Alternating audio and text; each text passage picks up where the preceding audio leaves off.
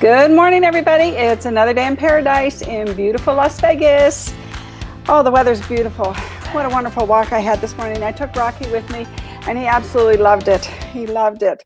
He wasn't cold, and he was chugging along there. Happy day, everybody. Happy day. Well, yesterday we had our law class, and Keith Kelly did a fantastic job. Thank you so much, Keith. You were just awesome. And running us through all the laws of the recent legislature. And I have to say that I'm going to put some links in the group, Ruthie Rock's group, so that perhaps you will go and look at some of the bulletins and things that, maybe you don't know about, but you should. Anyway, lots of tax things going on. And all I can say is, please vote. Please vote. We've got some rough road ahead if we don't put these tax issues to rest. Just saying. Good morning. Good morning. Good morning. Thank you for joining today. Well, everybody, we're down to 0.76 months of inventory. We put 179 under contract. The good news about that is, and the good news about all of this is, hey, Karen, good morning. Commenting about the inventory.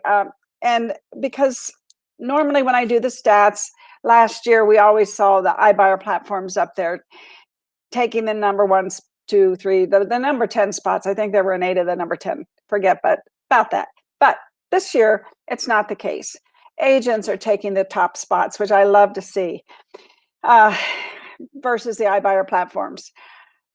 Nothing against them, except that I'm on the other side of the fence. I'm for the agents, not the iBuyer platforms. And I take a stand. So we did 179 under contract yesterday. Congratulations, everybody. That's awesome. And we listed 97. We need to do better than 97. Seriously, though, you have to consider, what if we do run out of inventory? What are we going to do? We have to make a living, everybody. If we don't have anything to sell, what are we going to do? I just reach out to you and hone your skills, and let's get better at what we do. Let's get more consistent. Let's get a farm. And the farms today can have phone numbers and emails and, all kinds of ways to communicate with people and let them know that this may be the time to sell. And I know this isn't going to last forever, this market. It isn't going to last forever. So if you are out in front of people today, while this market is so robust, and telling them all the benefits of the market to selling right now and then to buying. It's a great time to sell. It's a great time to buy. So it's a perfect storm for them. And if you're out there telling them now, and then as the market changes, and I'm not a doomsday, I'm not gloom and doom. I'm just saying things change. We can't go on like this forever. I mean, maybe we can, but that would be wonderful. But assuming that we can't, my point is, if you start communicating with people now on a consistent basis, I give you items of value to communicate, ideas on the show. We've got the stats here for you to communicate and let people know what's going on in their neighborhoods. Get a farm.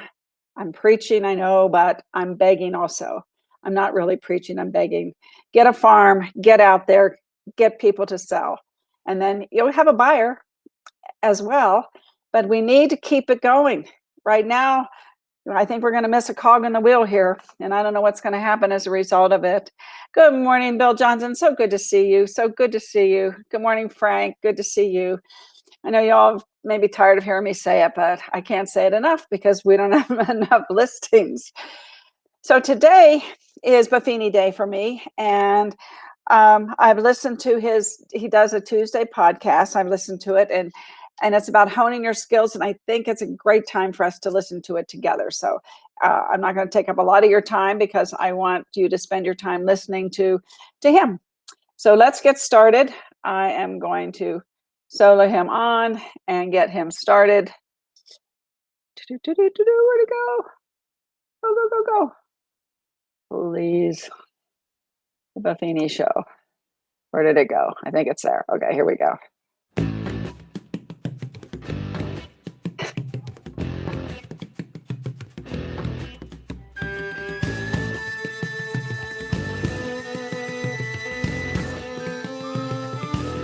Welcome to the Brian Buffini Show, where we explore the mindsets, motivation, and methodologies of success.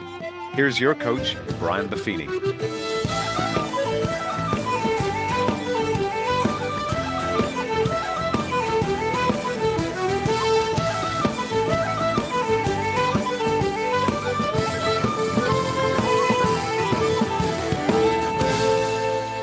Well, the top of the morning to you. Welcome to the Brian Buffini Show. Today's podcast is entitled How to Be a Pro in an Unskilled World. Sounds like a judgmental statement, and maybe it is. But this podcast was inspired by a recent conversation I had with a bunch of my kids' friends. 4 of my kids are in college.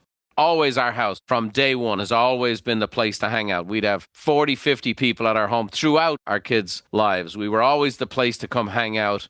We had the house set up for it. We had the backyard set up for it. I mean, basically, Thursday, Friday, Saturday, Sunday, there was always a big group of people over. And obviously with COVID and so on and so forth, a lot of that's gone away. But a lot of young folks, as I experience them, are struggling. They've been struggling with the pandemic, been struggling with the ability to connect and interact. So what we've started doing is we have a big fire pit in the backyard. We're able to do the social distancing. We kind of have the snacks and whatever else outside.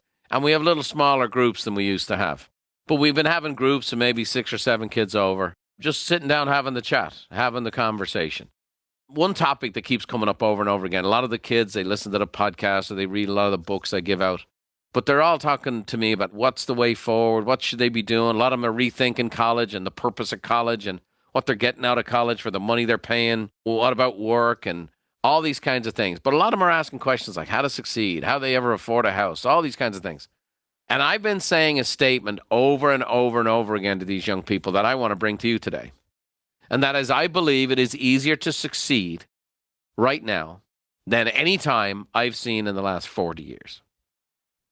I believe we're in an environment today where people's skills have atrophied or they're not acquiring the skills necessary for the job. People's mindset and focus is not as sharp as I've seen it be. People's ambition and appetites have been curbed. And a certain level of ambivalence has taken place. And I just think this whole dynamic of people working from home, people not socially interacting to the degree they were, has just tipped the scales. I believe the culture was heading this way anyway. But now, as I've said many times, I think COVID has been a magnifying glass. And so I'm going to share with you some practical steps today. If you're struggling today, this is not meant to be a put down for you, but a challenge for you. If you're struggling financially, it's not designed to be a put down. It's a challenge for you. If you're not where you want to be, this is a challenge. I really want to tell you the truth. And a coach is always got to support you, encourage you, show you the way, train you up, but then also tell you the tough things that no one wants to tell you. And that is, it is easier to succeed right now than ever before. The competition is less. You can move faster and further and acquire more territory and more success right now than ever before. And one of the dynamics is something that's totally in your control, and that's your ability to develop your skills. You know, most people want to change their circumstances, but don't want to change themselves. You're in total control of the skill set you have and the skill set you can have. And oh, by the way, I think the most invigorating thing for a person is when we're growing, right? You grow or you die. A plant is growing or dying. A business is growing or dying. So is a marriage. So is our health. You're growing or you're dying. You're either getting better or you're getting worse. Some people are getting better or getting bitter. So the dynamic is you're in 100% control of this. We're not in control of COVID. We're not in control of the government. We're not in control of taxes. We're not in control of very much in our lives. Don't control the weather. And as much as people think we can, we're not in control of very much. But we can control our attitude. We can control our efforts. We definitely can control our own self-development. And so I want to talk to you about how to be a pro in an unskilled world. So I have 3 main points for you today, as I often do.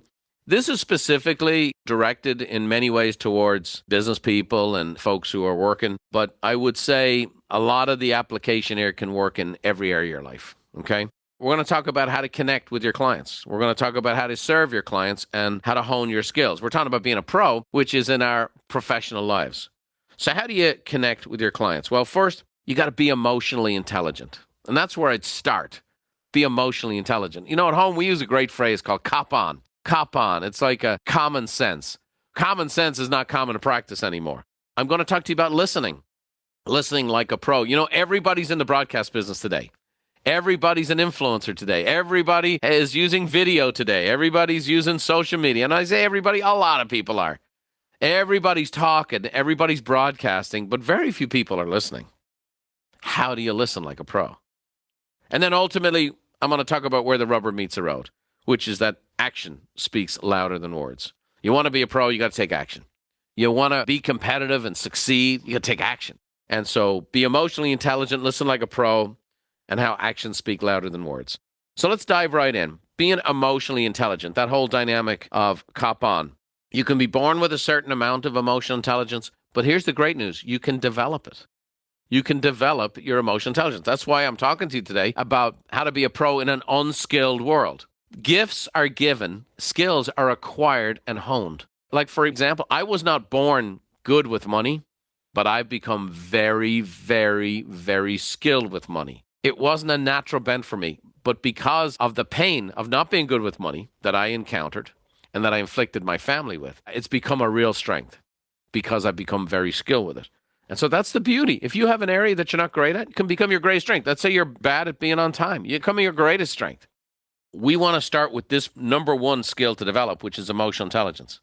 Now, by definition, it's the capacity to be aware of or control, express one's emotions, and to handle interpersonal relationships judiciously and empathically. People want to be understood. They want to be accepted. They want to be valued. In the world we live in today, the reason why it's so easy to be a pro, people are judged, prejudged, and often confined and put in a box. We don't take the time. Now, if you've been a fan of this podcast for a long time, episode number 14 was an interview I did with Daniel Goldman, who is basically the dean of emotional intelligence. He wrote a book called Emotional Intelligence. Now, there's a lot of knockoff books, but you want to look for Daniel Goldman's Emotional Intelligence. He has a great quote there. It says, emotional intelligence emerges as a much stronger predictor of who will be most successful, because it is how we handle ourselves in our relationships that determines how well we do once we are in a given job. Warren Bennis, brilliant economist up in the University of Washington, said, emotional intelligence, more than any other factor, more than IQ or expertise, accounts for 85 to 90% of success at work. IQ is a threshold competence. You need it, but it doesn't make you a star. Emotional intelligence can. How emotionally intelligent are you? You know what we're seeing? For example, we see these influencers on social media that possess zero emotional intelligence at times. There's a crisis going on. There's a great tragedy, and they're out doing some broadcast in a bikini or in Belize or whatever else. And people are like, that's tone deaf. We see it all the time because it's me, me, me, me, me, me. Emotional intelligence. The next way to really develop your emotional intelligence is in listening, the skill of listening. And we want to listen like a pro. Larry King just passed away. And Larry King was a lot of things, and people talk about he was married 8 times to 7 women, and at the end he was pitching every product down the pike and whatever else. And I imagine if you've been through 7 divorces, you probably spent a few dollars, so he had to work a long time. But I will say this for me. He was the greatest interviewer I ever heard. He was the greatest on-camera listener I ever witnessed.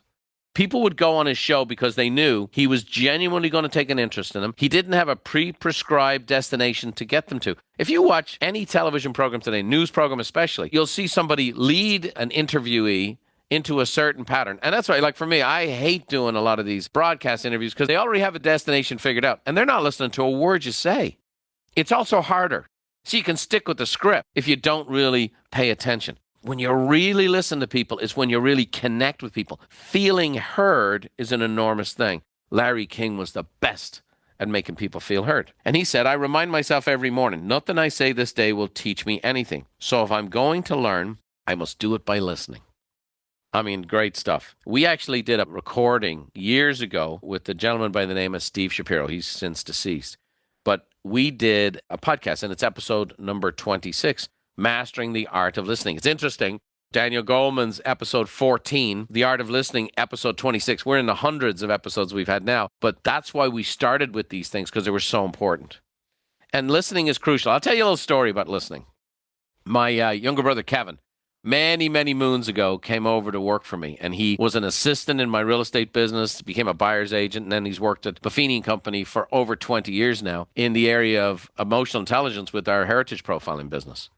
Well, Kevin would watch me. He was there to learn the real estate business. And like then, like now, I'm a preparation freak. And we're going on a listing appointment in La Jolla. And at that time, it was the most expensive home I was ever going to put on the market. I believe the home was just under $4 million, and we're talking maybe 1990, over 30 years ago. You're talking about, what a $4 million house would be worth today. So I've done all the presentations. I've got all the color brochures. I've got all the things laid out. I've got all the comparable analysis. I've got this all done. And then I'm showing Kevin the ropes. So he'd been on several appointments with me for the previous week. So we're going on this appointment together. I said, hey, this is a big step. Just sit in, watch what I do. I'm going to introduce you to these folks. You'll have a chance to kind of serve them in the past, whatever else. So I lay everything out. Hey, just pack up the briefcase. I'll meet you there. So he packs up everything. We meet there. We get to the appointment. We're in the car and we're ready to go. I had a pre-appointment routine. I'd listen to a song, Ravel's Bolero, and get myself into the right state of mind to go into an appointment, kind of wash clear the day and give people my full energy and attention. He clicks open my briefcase, he reaches in for the presentation, and he's brought the wrong one. We have the wrong presentation for the wrong house. He is literally just dying. Oh my gosh, I'm new to the country. My brother's brought me over. It's the biggest appointment he's had in his career, and I don't have the presentation. I said, okay, give me a yellow pad. I walked in with a yellow pad and a pen. Knocked on the door, sat down with the couple, and they've had other agents in who've done the Dog and Pony show and all the different glittery presentations they've had. And I just sat down. I didn't acknowledge that my presentation wasn't there. I didn't make any excuses. I just took out a yellow pad and I just started asking them questions. And then I'd ask them the next question. And then I'd ask them the next question. Well, why is that? Why is that important to you? Why does that? And the next thing, as we're going through this exercise, why do you want to move? You have this beautiful home. Why are you leaving it? Where do you want to go to? Why do you want to go there? What does that mean to you? Why is that important to you now? What's changed when you purchased this home? You thought this was all that, but now you want this. Why? And it caused this couple to have a conversation and to get to a point of clarity that they hadn't gotten to. In fact, I later find out that this couple weren't even sure they were ready to move. But after I went through the exercise with them, they found out, yeah, this is absolutely why. And the idea, they were already kind of having little squabbles after the couple of agents had been there about whether it showed up as pricing or this and that and the other. But they weren't set. They didn't have peace in their decision. When I asked them the questions and they got to verbalize it and communicate, and they felt heard. They put their house on the market with me at the price I suggested. This home had been previously listed. It had been on the market for a year and a half. Very expensive home, but it was improperly priced. And the reason is people weren't set. We sold this extremely expensive home in a matter of weeks in a market that wasn't that hot. We helped them find their next home in a matter of weeks. It was extraordinarily lucrative at the time. It was the biggest transactions I'd ever been involved in. And I never showed them a presentation. What I showed them was listening, and listening like a pro. Ask the open-ended question and then ask the next question. Find out what the motivations really are. And sometimes they'll be subtle. Sometimes people will say something like they're blowing something off. I'd say, hey, great. Look, I love the ocean, but hey, I'll move here. Tell me why you love the ocean. What does the ocean mean to you? Why would it be important for you to live on the ocean? Yada, yada. Next thing you know, this gal's talking about having walks with her dad, and she grew up in Maine and walking on the beach together with her dad, and her dad died when she was young, and she wanted that feeling again. Or she's willing to submit to that because her husband wanted horse property, and her husband had never heard this from her. What ended up happening is they ended up buying a beach house from me and then up buying a horse property a year later where they kept their horses. And so tremendous financial transactions, but even more so than that, I made some friends. I didn't have my fancy dancy presentation to hide behind. Listening is powerful. And in the world we live in today, people are not listening. Everybody's talking, everybody's broadcasting, and everybody's judging. And you need to go beneath all of that, because human beings want to feel heard and they want to be connected. And so listen like a pro. It takes a little effort. You got to listen unbiased opinion. You just got to, let your curiosity run wild. So again, I'd encourage you to listen to episode 26. Some great stuff there. This is nothing new, right? Another great quote from the philosopher Epictetus. He said a couple thousand years ago, we have two ears and one mouth, so we can listen twice as much as we speak. An ancient proverb says, no one is as deaf as the man who will not listen. We just have to listen.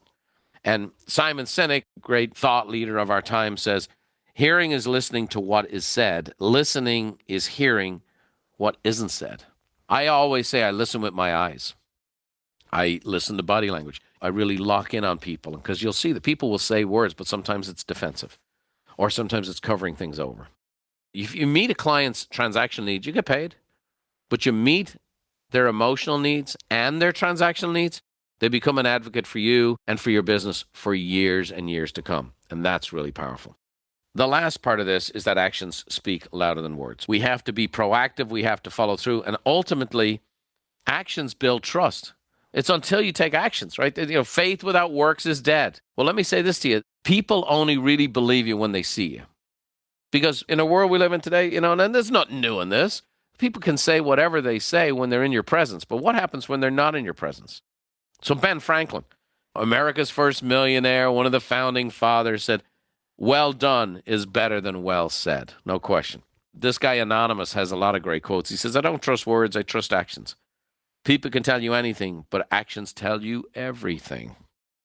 Carl Jung said, you are what you do, not what you say you'll do. And Mark Twain, that genius of a man, said, actions speak louder than words, but not nearly as often. You got to take action. You got to follow up.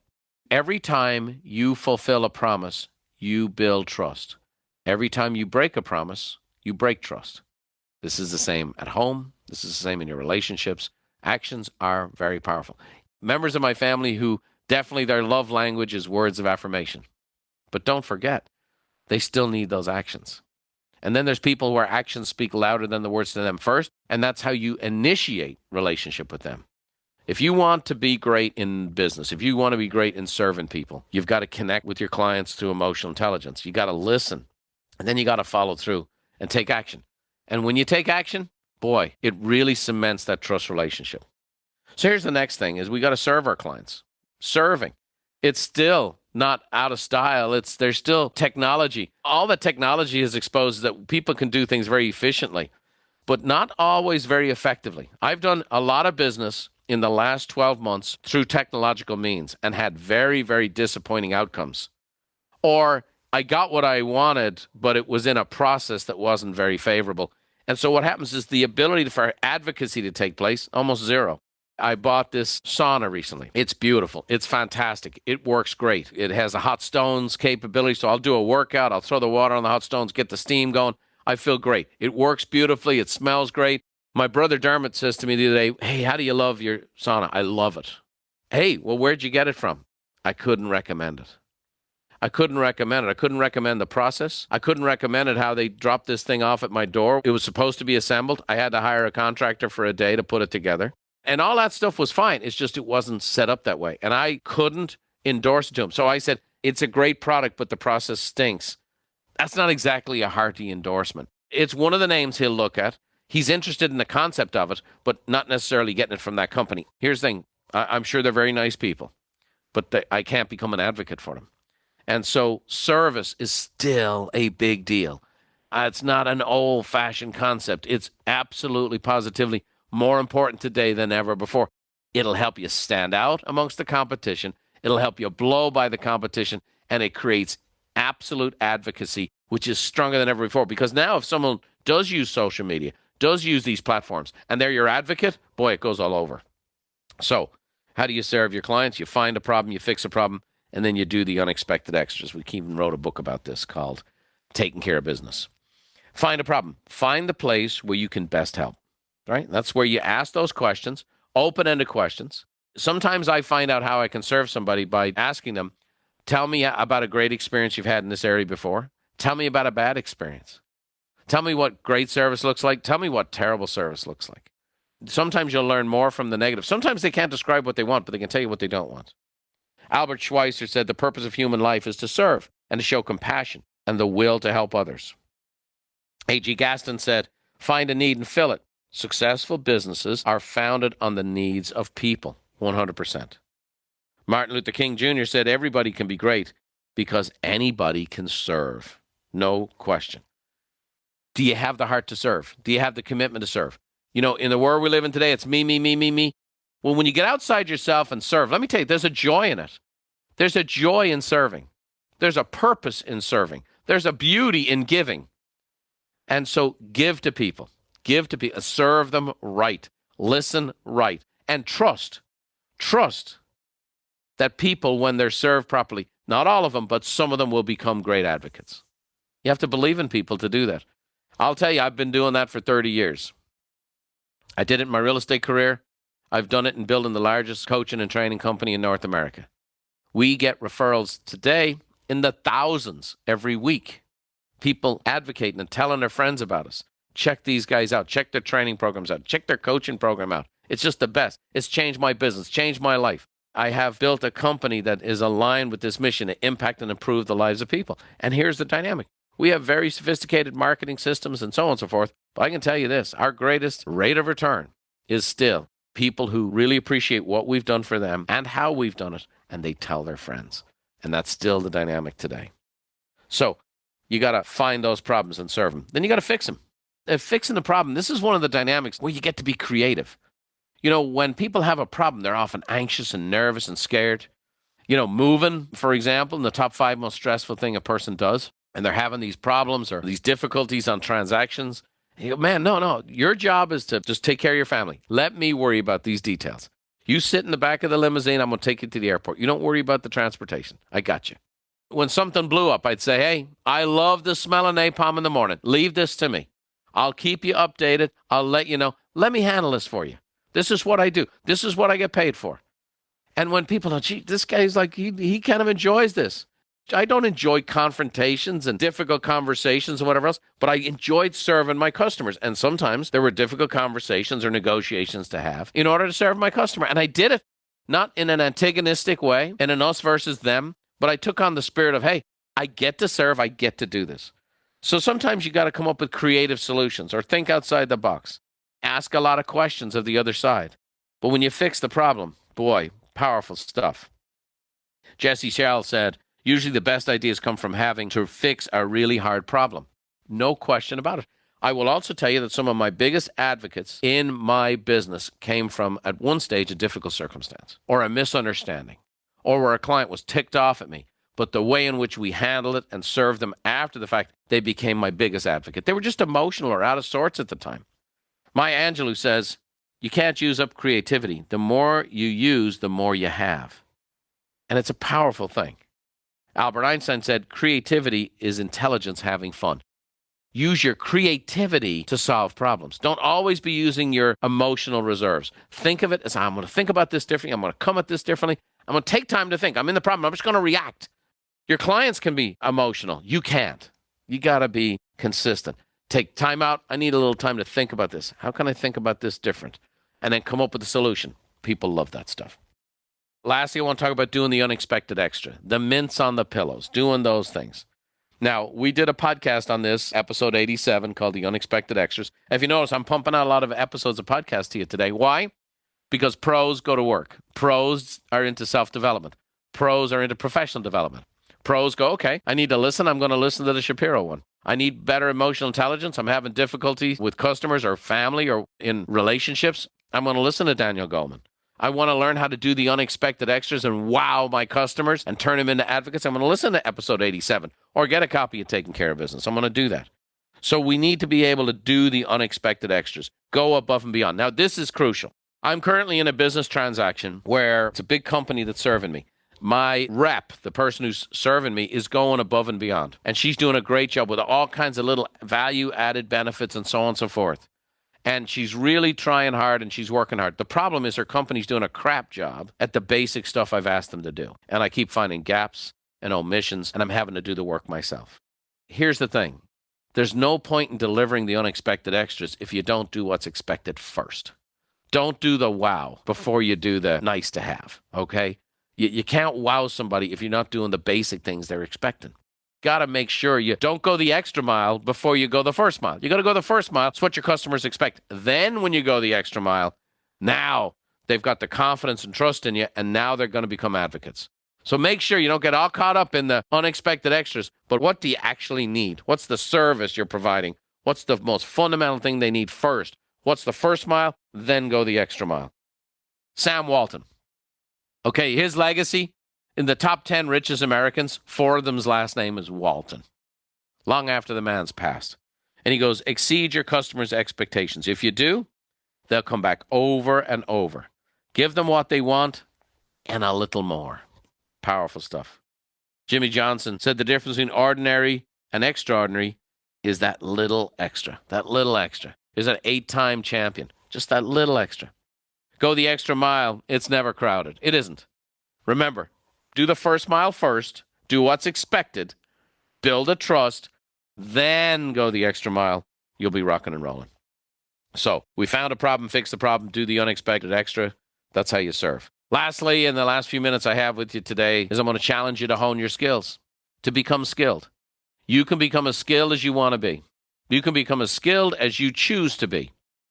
You can become as skilled as you work at it. Skills are not a divine right. They have to be developed. You have to hone your skills. Honing is the term that would be used by an old blacksmith. You hone the blade. And it's that scraping sound. Sparks fly when you're honing a blade. You're getting some of the rough edges off. You're getting it smooth. Let me tell you this. When you're truly developing, when you're growing, it's not easy. I'll give you an example right now. It's kind of a silly example, but I used to play golf at a pretty high level. I got busy with business, life, and I was all into my kids. And when I was traveling, when I came home, I was not going to go spend 5 hours on a golf course. So golf kind of went by the wayside. And so now what's happened is my older kids have gotten into golf, and they're like, Dad, let's come on out. And so I'm a member of a club here in town, La Costa, and they've had a men's group for years, actually men's and women's group that play competitively on the weekend. I've never participated in it. So I just decided, my brother said, hey, come on, let's go. So I started going back, hitting some balls, playing a bit. And I got to be honest with you, I've been shocked at how terrible I'm playing. Like shocked, like pissed off beyond belief shocked. Because I can hit shots that look like Rory McIlroy hit them, and then I hit other shots that look like Ray Charles is swinging. I look like a pro, I look like an absolute beginner. And I have expectations of myself of when I played golf 20 years ago. Totally unrealistic, I get that. But when I go out there, I still think I'm that good-looking devil from 20 years ago who's just going to stripe it around and shoot 74. Not even close. And my golf game, honestly, it's been a radical wake-up call, and it's made me think from a different spot. I finally reached the point where I just said, I'm just going to play more. I was going to play more. I was going to play more. So I've played more, and I'm getting worse. I'm getting much worse. And I'm either going to start drinking or give it up. Or is there a third option?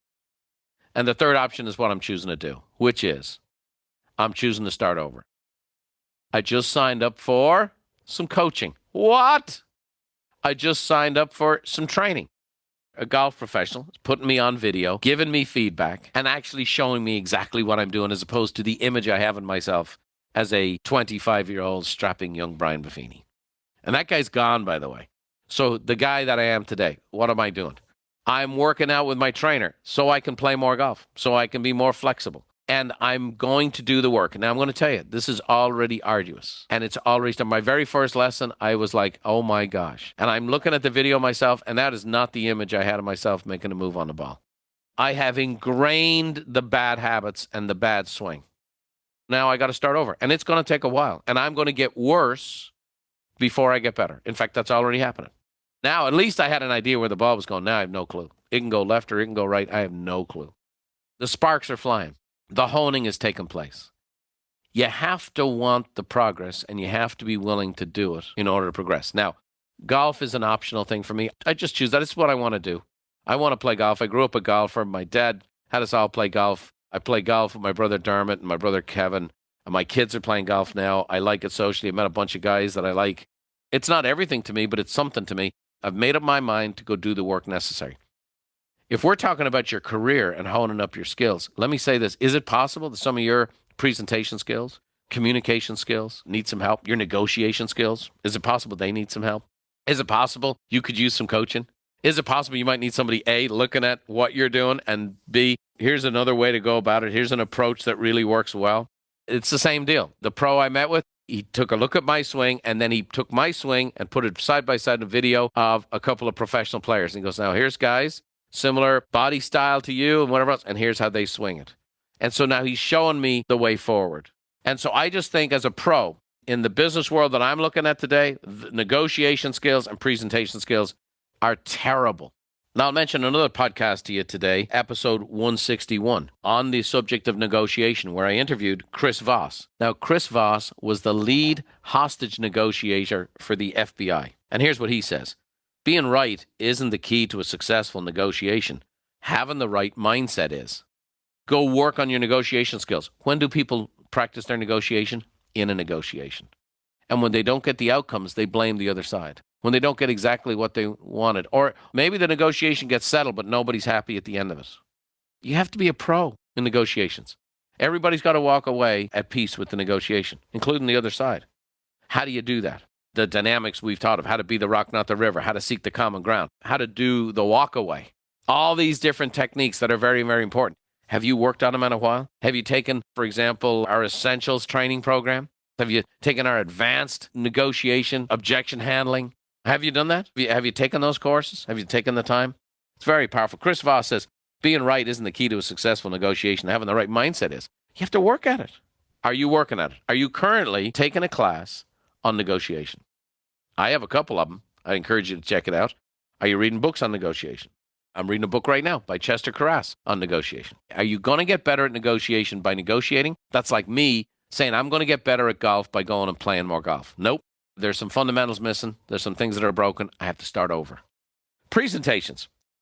How you present yourself and how you present your information. You know, sitting at a kitchen table trying to help somebody make a decision for their future, where they're going to live and how they live, is not the time to practice your presentations. When I go and speak and people will come away, there's 6,000 people in the audience. Oh my gosh, he was talking to me like it was just me in the audience. And so many speakers and even people who come and work at our company, they just think that it's just all flows from Brian. He's just got the gift of the gab. He kissed the Blarney Stone. Well, Dave Lally's sitting on the other side of the glass here today, and Dave's involved in every presentation I've given for the last 17 years. And if you were to interview Dave Lally, he'd say, how's the preparation for these presentations? And I think the word he'd probably use is maniacal. How hard we work at it, how much we prepare for it, how much we do so that there's so much structure to it that it looks like I'm just free-flown. And some of the stuff will be free-form. But it's worked at and worked at and worked at, and then you get to be who you are, okay? So what I've done in presentation side of things, that's what I'm going to do in my golf game. I'm going to get so fundamentally sound that then I can just free-flow and play the game. Well, that's the same thing for you. Teddy Roosevelt said, success, the real success, does not depend upon the position you hold, but upon how you carry yourself in that position. How do you carry yourself in your presentations? Nancy Duarte, who's actually a presentation expert, says, a great presentation gives smart ideas an advantage. So negotiation is key. Presentation is everything right now. And you have to have presentations that'll work in many mediums, face-to-face, voice-to-voice, over Zoom, in many, many capacities. And then lastly, training. Training's a powerful thing.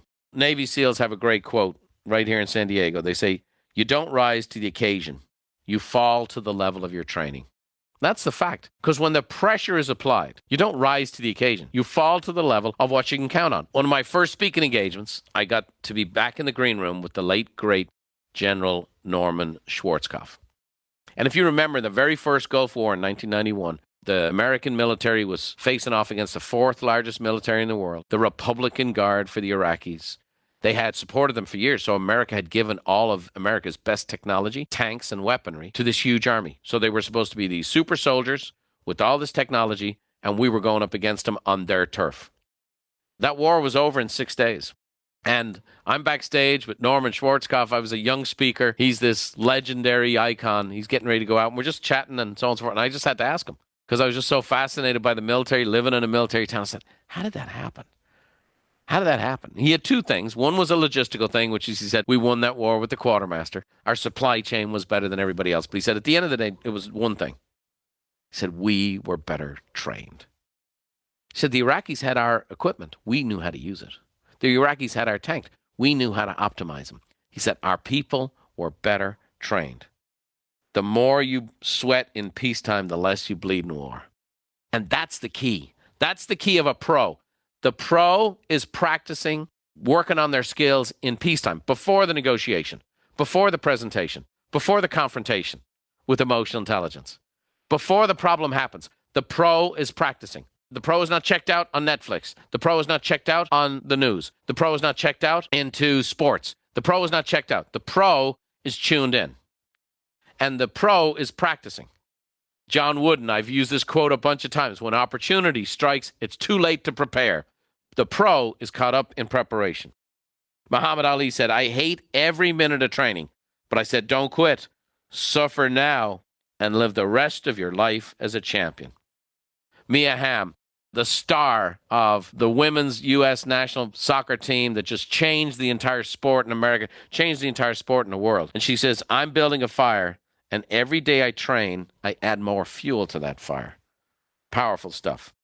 Julius Caesar, a couple thousand years ago, said, without training, they lack knowledge. Without knowledge, they lack confidence. And without confidence, they lack victory. Let me ask you, are you lacking in victory? Can I ask you this? Are you lacking in confidence? If you're lacking in confidence, you're needing some knowledge. And if you're lacking in knowledge, you need some training. For those of you in the real estate business who are listening to this today, here's what I'm going to say to you. We've laid out the most comprehensive training programs ever created for the industry. It's taken me 25 years to get to this point, to where we have what's called a real estate career path. If you're new to the business or just restarting the business, or you're making less than $100,000 a year at this time, we have a program for you called 100 Days to Greatness. And it's designed for you to execute, to show by show. I show you exactly what to do and how to do it and the way to do it, and I take you on the appointments with me. If you're a producing agent, which means you're making a decent buck and making a few sales, but you're not yet a real business person, it's inconsistent, you don't feel like you own the business kind of still owns you, we have a program called The Essentials. And if you're a pro and you really want to get to the point where you're really building up that business and making it consistent and building out your brand, a brand new program for advanced agents called the Professional Agents, called the Advanced Program. So we have 100 Days to Greatness, Essentials, Advanced, and then ultimately on to Industry Leader and building out your legacy. Because here's the deal that you need to know. You face different devils at different levels. You're at that first level, you face these devils, and 100 Days to Greatness will help you through that. And then you get to the next level and say, hey, here's the challenges here.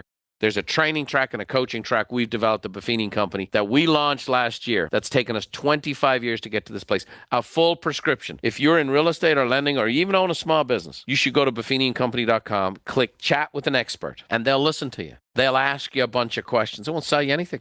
They'll just ask you a ton of questions, find out where you're at, what your needs are, and then they can prescribe some solutions for you to help you get from where you are to where you want to be.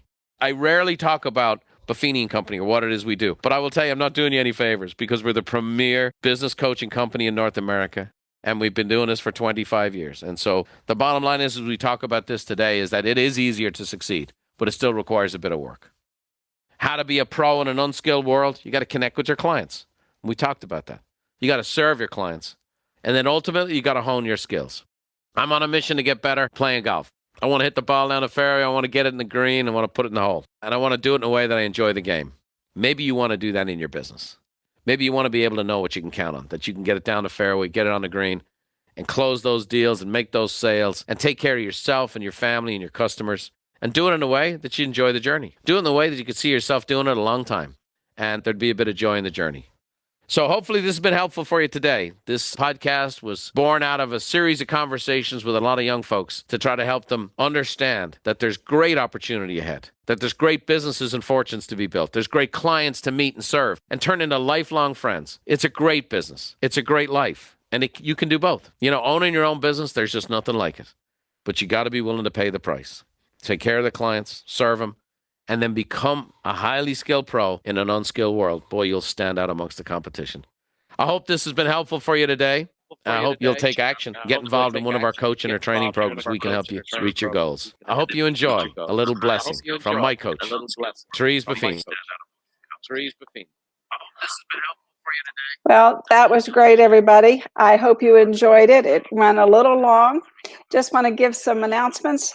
Tomorrow we have a website class from 3 to 5. And if you have our website, you're a member, or if you just want to come and learn about it, from 3 to 5, just go sign up at bee.vegas. And one last thing I want to say today, and that is, life is like a camera. And I love this quote. Focus on what is important. Capture the good times, develop from the negatives, and if things don't work out, just take another shot. I love you all. See you tomorrow.